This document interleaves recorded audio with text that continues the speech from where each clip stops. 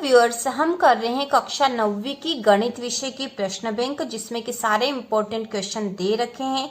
इसमें हम अध्याय 6 शुरू कर रहे हैं और अध्याय 6 का प्रश्न नंबर 5वां हम कर चुके हैं और उसके पहले के ब्रिज कोर्स और बाकी के प्रश्न हम पहले ही कर चुके हैं। यदि आपने नहीं देखे हो तो चैनल पर देख सकते हो और इसी प्रकार के और वीडियो देखने के लिए, प्रश्न बैंक के सॉल्यूशन के लिए और महत्वपूर्ण प्रश्नों के लिए चैनल को सब्सक्राइब कीजिए। तो चलो शुरू करते हैं। प्रश्न बैंक में प्रश्न नंबर 5वां, अध्याय 6 का प्रश्न 5वां हमने कर लिया था, इसको अच्छे से समझ लिया था हमने। इसके बाद आज हम करेंगे प्रश्न नंबर 6 और 7। तो प्रश्न नंबर 6 है, सिद्ध कीजिए कि दो रेखाएं जो एक ही रेखा के समांतर हो परस्पर समांतर होती है। प्रश्न है, सिद्ध कीजिए कि दो रेखाएं जो एक ही रेखा के समांतर हो परस्पर समांतर होती है। तो यहाँ पर हमने 3 रेखाएं बना ली है।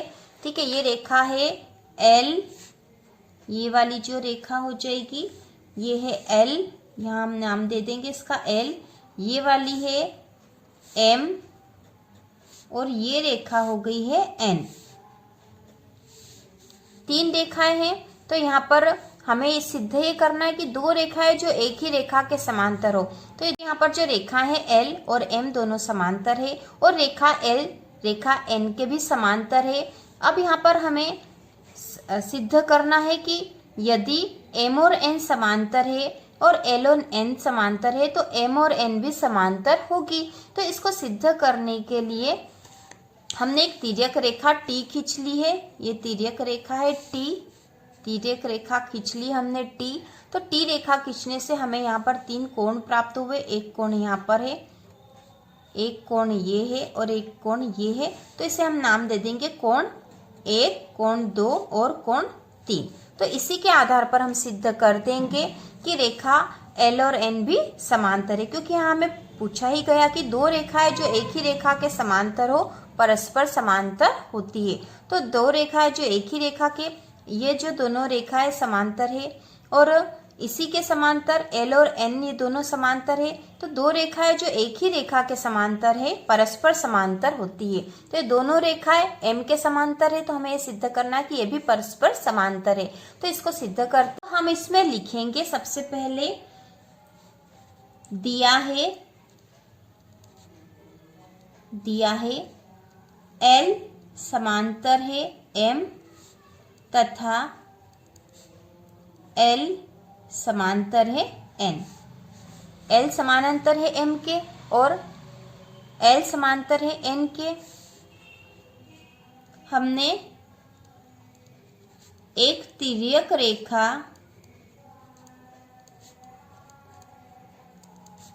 टी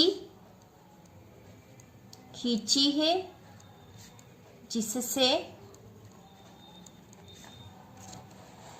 जिससे कोण 1, कोण 2 तथा कोण 3 प्राप्त हुए। हमने एक तिर्यक रेखा खींच दी और उससे ये 3 कोण हमें प्राप्त हुए हैं। अब क्योंकि हमें पता है कि रेखा जो है एल, रेखा एल जो है रेखा एन के समांतर है और यदि ये दोनों समांतर है, ऐसी स्थिति में कोण 1 बराबर होगा कोण 3 के। जब दो समांतर रेखाओं के संगत कोण हमेशा बराबर होते हैं, तो कोण 1 जो है बराबर होगा कोण 3 के, क्योंकि रेखा जो है एल एन के समांतर है। तो हम यहाँ लिखेंगे इसलिए कोण 1 बराबर है कोण 3 के, तथा इसके साथ ही यह भी हमें पता है कि रेखा जो एल है यह रेखा एम के भी समांतर है, एल और एम समांतर है। तो हम यहाँ पर लिखेंगे फिर से कोण 1 बराबर है कोण 2 के। तो ऐसी स्थिति में अब हम देख सकते हैं कि कोण 1 कोण 3 के बराबर है और कोण 1 कोण 2 के भी बराबर है। तो अब क्या होगा, इसलिए कोण 3 बराबर है कोण 2 के, क्योंकि ये दोनों भी बराबर हो जाएंगे, क्योंकि ये दोनों 1 के ही बराबर है।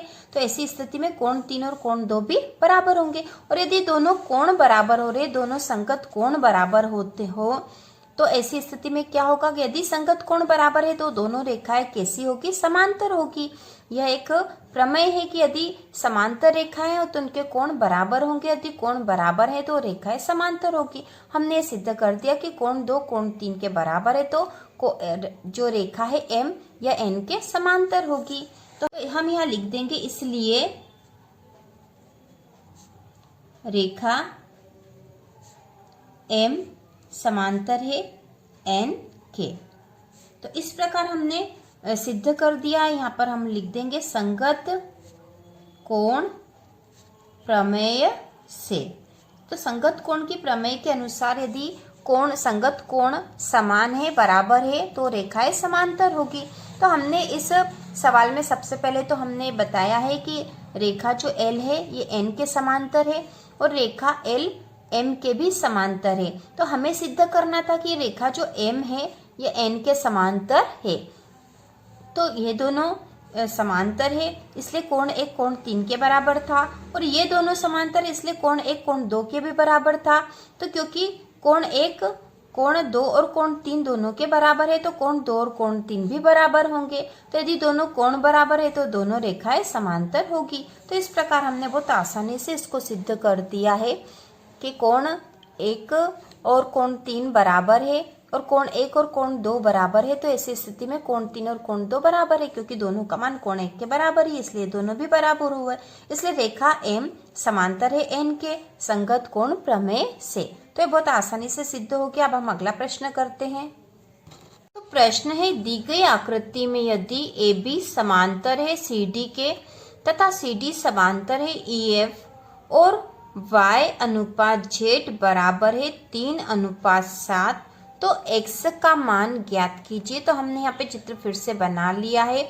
यदि आप नहीं बनाओगे तो भी चलेगा, यदि प्रश्न में दे रखा है तो यहाँ पे हमें दे रखा है कि AB जो है समांतर है CD के और CD जो समांतर है EF के। तो अब हम स्पष्ट कह सकते हैं कि यदि AB समांतर है CD के और CD समांतर है EF के तो AB भी EF के समांतर होगा, क्योंकि इसके पहले वाले सवाल में हमने यही सिद्ध किया था।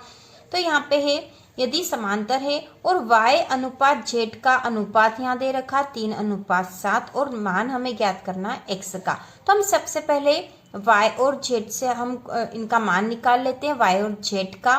तो यहाँ पे जो हम इस तरह से करेंगे कि ये जो तिर्यक रेखा ABCD और EF को काट रही है, क्योंकि हमें यहाँ पे प्रश्न में भी चित्र में ऐसा ही दे रखा कि तिर्यक रेखा काट रही है, तो जहाँ जहाँ काटती है हम उन बिंदुओं को नाम दे देंगे। तो यहाँ हमने नाम दे दिया R और ये हो गया S और ये हो गया यहाँ पर T। तो अब हम यहाँ जो इसको हल करेंगे तो हम आसानी से यहाँ पर कोण लिख सकते हैं यदि हम बिंदुओं को नाम दे देंगे तो। अब हम यहाँ पर लिखते हैं, सबसे पहले हम देखेंगे कि कोण जो है CST मतलब ये वाला कोण और कोण STF मतलब ये कोण, मतलब ये कोण और ये कोण जो एकांतर कोण होंगे ये दोनों बराबर होंगे। और ये जो कोण है इधर वाला जो कोण बनेगा, यहाँ जो कोण बनने वाला है उसका मान कितना होगा? तो उसका मान होगा 180 ऋण y, मतलब ये पूरा जो कोण बनेगा यहाँ से यहाँ तक का ये तो 180 का होगा, लेकिन इसमें से हम y हटा देंगे तो ये कोण बच जाएगा हमारे पास। तो हम इसी के अनुसार करेंगे। तो हम लिखते हैं, हम यहाँ लिखेंगे कोण CST बराबर है CST मतलब ये वाला कोण बराबर है कोण STF के, कोण STF के। और कारण हम लिख देंगे एकांतर कोण या संगत कोण भी हम लिख सकते हैं। तो इसके कारण ये दोनों कोण बराबर है। तो कोण जो CST है मतलब ये वाला कोण है, तो इसका मान हम लिखेंगे 180 ऋण y। 180 में से यदि y घटा देंगे तो ये कोण हमें मिल जाएगा। तो हम यहाँ लिखेंगे इसका मान 180 ऋण y बराबर कोण STF। तो कोण जो STF ये है z, तो इसका मान हमने लिख दिया z।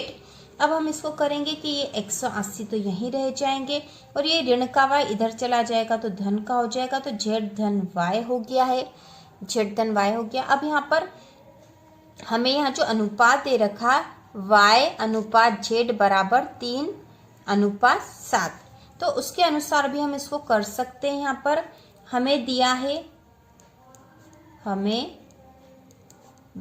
है हमें जो दिया है वह है y अनुपात z बराबर 3:7। तो इसको जो हमने ये मान निकाला तो इसको समीकरण 1 नाम दे देंगे। बाद हम लिखेंगे माना कि, क्योंकि अनुपात तो हमें दे दिया है, माना कि अनुपात बराबर x है, तो माना कि जो इनका अनुपात है उसका मान जो है x है। यदि x है तो y बराबर, y अनुपात z है, y ये हो गया और z ये हो गया, तो y बराबर हो गया 3x तथा z बराबर हो गया 7x। ये 3x और ये 7x, ये y का मान है, y का मान ये है और z का मान ये है। तो y बराबर हो गया 3x और z बराबर हो गया 7x।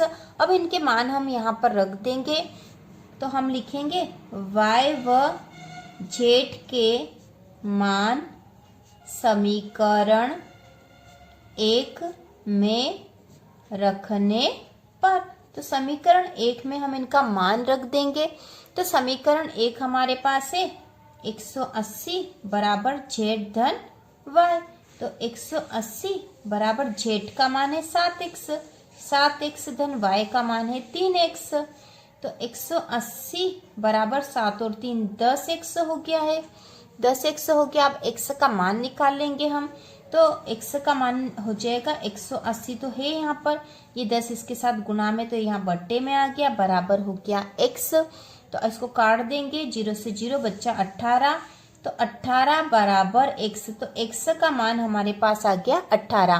तो x के मान से अब हम x का जो मान आ गया हमारे पास, अब इससे हम y और z का मान निकाल लेंगे। तो y बराबर है 3x और z बराबर है 7x। तो x का मान आ गया हमारे पास 18, x बराबर 18। अब y है, y बराबर है 3x, तो y बराबर 3 गुणित 18। तो y बराबर हो गया 18 54, y का मान आ गया 54। इसी प्रकार z बराबर है 7x, तो 7 गुना x का मान हमें पता है 18, तो यहाँ पे 7 गुणित 18 हो जाएगा 126। तो z का मान आ गया है 126। तो अब हमारे पास x और y दोनों के मान आ गए, लेकिन हमें इस सवाल में निकालना था x का मान। ठीक है, हमें यहाँ मान निकालना था x का, इस कोण x का। ठीक है, इसको हम कैपिटल X लिख देते हैं ताकि हमें समझ में आ जाए, क्योंकि हमने x माना था अनुपात को। ठीक है, ये अलग था, अनुपात माना था हमने, लेकिन हमें यहाँ पे कोण जो x दे रखा है इसका मान निकालना है। तो इसका मान निकालने के लिए हमारे पास y का मान तो आ गया है। अब ये जो कोण x है और ये वाला जो कोण होगा CST कोण जो है, ये कोण और ये कोण दोनों बराबर होंगे क्योंकि एकांतर कोण है। तो इसके आधार पर हम x का मान निकाल लेंगे। तो x का जो मान होगा वह कोण CST के बराबर होगा, लेकिन CST का मान कितना होगा 180 ऋण y। ठीक है, 180 ऋण y होगा क्योंकि दोनों कोण मिला के 180 के होंगे, और केवल इस कोण का मान निकालना होगा। तो हम 180 में से y घटा देंगे, तो y 180 में से y घटा देंगे तो इस कोण का मान आ जाएगा। तो अब हम लिख लेते हैं, हम लिखेंगे इसी प्रकार कोण ARS बराबर है कोण CST के, और यहाँ हम लिखेंगे संगत कोण। ठीक है, संगत कोण। तो यहाँ पर हम देख लेते फिर से, कोण ARS मतलब ये वाला कोण और कोण CST मतलब ये दोनों कोण बराबर होंगे, क्योंकि ये संगत कोण है या एकांतर कोण कह सकते हैं इसको। तो अब हम x का मान तो हमें निकालना है, और जो यहाँ पे ये वाला कोण बन रहा है इसका मान होगा 180 ऋण y, क्योंकि पूरा कोण मिलके बनेगा 180 का, इसमें से y घटा देंगे तो इस कोण का मान आ जाएगा। तो हम इसकी जगह यही लिखेंगे, कोण जो ARS है वह तो x है और कोण CST है 180 ऋण y। अब यहाँ पे जो y है इसको इधर ले आएंगे तो x धन y बराबर हो गया 180 का। अब हमें y का तो मान पता है, y का मान हमने निकाल लिया था, तो y का मान हम लिख देंगे x धन 54 हो गया है बराबर 180। अब x का मान आ जाएगा x बराबर 180 ऋण 54, 180 में से 54 घटा देंगे तो x बराबर हो गया 10 में से 4 गए तो 6 बचा। अब यहाँ पे से इसने एक उधार दे दिया था तो 7 हो गया, 7 में से 5 कम करेंगे तो 2 बचे, और यहाँ से आ गया है 1, तो x का मान भी आया है 126।